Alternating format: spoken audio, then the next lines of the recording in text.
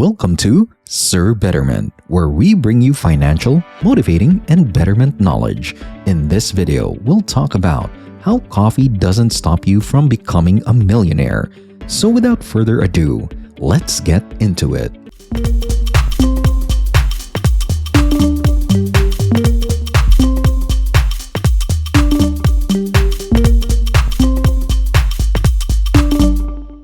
Let's be honest, coffee actually is a real 12,000 lattes Drain to save up for a after you're 20% drinking down. that Do I pay $2.50 for coffee? Never.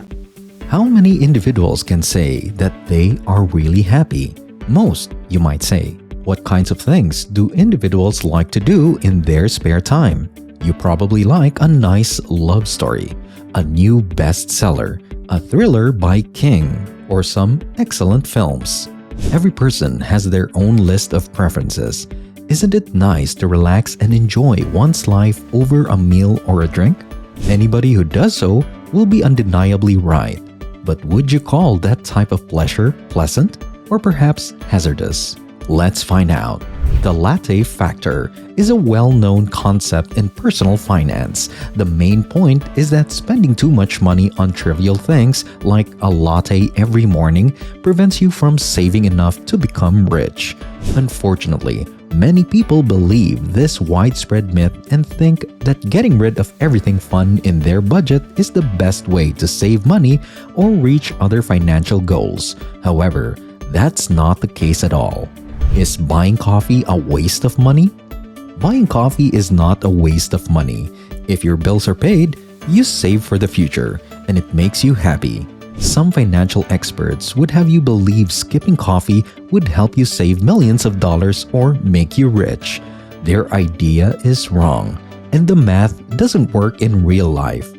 Experts say buying coffee is a waste of money.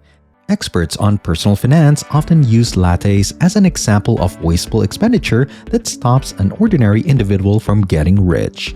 David Bach, a well-known expert in the field of finance, devoted a whole book to the topic. In building his personal brand, he got a lot of mileage from the idea that buying coffee wastes money. If you visit his website, you may use the latte factor calculator to see how much money you might save if you gave up coffee, cigarettes, and other little but wasteful expenditures. For another example, on the Australian news program 60 Minutes, real estate mogul Tim Gurner criticized the millennial generation. When asked whether he felt young people in Australia, which has one of the most expensive property markets in the world, would ever be able to afford a house of their own, Gurner said, "Absolutely, when you're spending $40 a day on smashed avocados and coffees." Personal finance celebrity Suze Orman has the sassiest quote I've heard. Susie Orman on buying coffee. Are paying $1 million down the drain after you're drinking that coffee. That is an excellent quote, if you will. I'm sure that quote got more people to buy the book. Is this, however, really the case? Can you really save enough money to become a billionaire or purchase a house in an expensive real estate market if you skip your morning coffee and avocado toast? These very well-off economists and stock analysts all agree on this, so it must be true, right?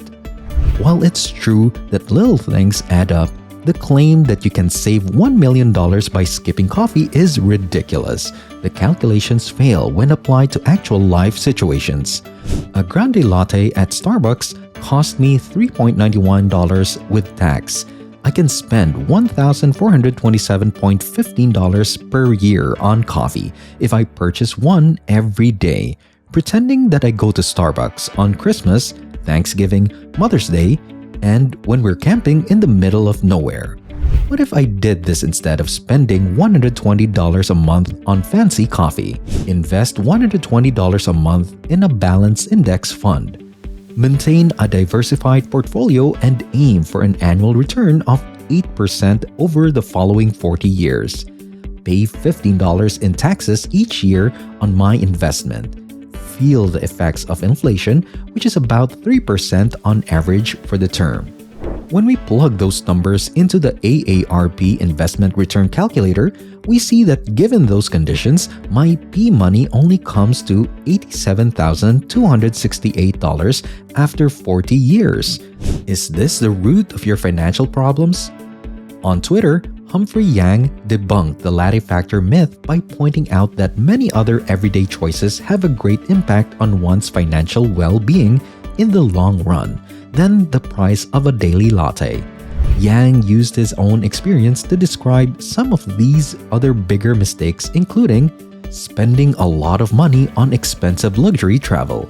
While you're young and able to handle it, stay in reasonable accommodations, he advised.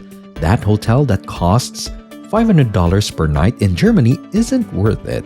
You'll be surrounded by older people you don't want to hang out with anyway. I know because I did this. I ended up going to a hostel for fun, buying a brand new automobile. Yang noted that the value of a new car drops dramatically the moment you drive it off the lot. So he recommended choosing a 3 or 4-year-old model instead. Investing in things you don't understand. He advised staying away from hot tips provided by friends and following the simple rule: if you don't understand it, don't invest. He called gambling throwing money away, unless it was done for entertainment purposes within a predetermined budget. Spending a lot of money on furniture. Much like vehicles, furniture loses value rapidly. This is why Yang recommends settling for middle-range pieces that will do the job without breaking the bank. Renting an overpriced apartment. He warns that trying to keep up with the Jonases by spending a large portion of your salary on rent is a bad idea. Spending money on high-end brands. As Yang rightly points out, there's nothing more satisfying than the illusion of wealth that designer goods provide. Spending a lot of money at expensive restaurants. He said that doing this once in a while is fine, but you shouldn't do it too often because food and alcohol have such high markups, and you have nothing to show for your money after you've eaten. According to Yang, the consequences of such mistakes might be significantly more severe than the cost of a cup of coffee. He added that one $3,000 slip-up is equivalent to 2 years of $4 a day lattes. And they say coffee is making you poor. Yeah, right. Is Yang right? What Yang suggests is precisely what has to be done if you want to become a millionaire. Instead of worrying about the smallest details like how much money you spend on coffee each day, put that energy towards making sure the larger things like living in an affordable house and driving a cheaper car. That way, you may reach your financial objectives, like putting away money for retirement, without sacrificing your quality of life and enjoying life. If coffee is not a wealth killer, then what is? If you're curious about the proven and tested #1 wealth killer, click the link below or click the link on the screen to avoid making the same mistakes as others. So what do you think? Will you still give up that 1 cup of coffee that helps you get through the day? Or will you focus more on the stuff that really hinders you from achieving your financial goals? Let us know in the comment section. Thank you so much for watching. If you enjoyed this video, give us a like. Also, click the subscribe button and notification bell for more videos like this. See you at the next one.